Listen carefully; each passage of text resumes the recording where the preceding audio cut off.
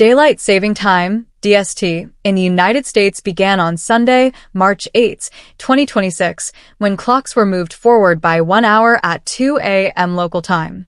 This annual change, often described as spring forward, means most Americans lose an hour of sleep but gain longer daylight in the evening. The time change occurs on the second Sunday of March, a schedule that has been followed in the U.S. since 2007.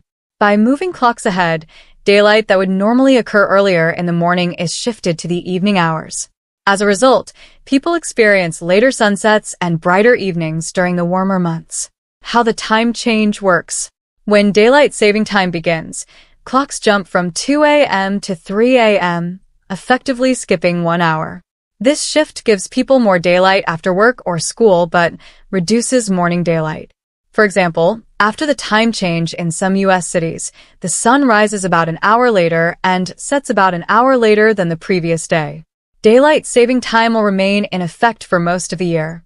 In 2026, it will end on November 1st at 2 a.m. when clocks are turned back 1 hour to return to standard time. Why daylight saving time exists. DST was first introduced in the United States in 1918 during World War I as a way to conserve fuel and energy. The idea was that using more daylight in the evening would reduce the need for artificial lighting. The practice was later used again during World War II and eventually became standardized through federal law. However, research in recent decades suggests that the energy savings from DST are very small. Some studies show only minor reductions in electricity use after the time change. Ongoing debate about DST. Despite being widely practiced, daylight saving time remains controversial. Critics argue that changing clocks twice a year disrupts sleep schedules and can affect health and productivity. Supporters, however, say the longer daylight in the evening encourages outdoor activity and benefits businesses.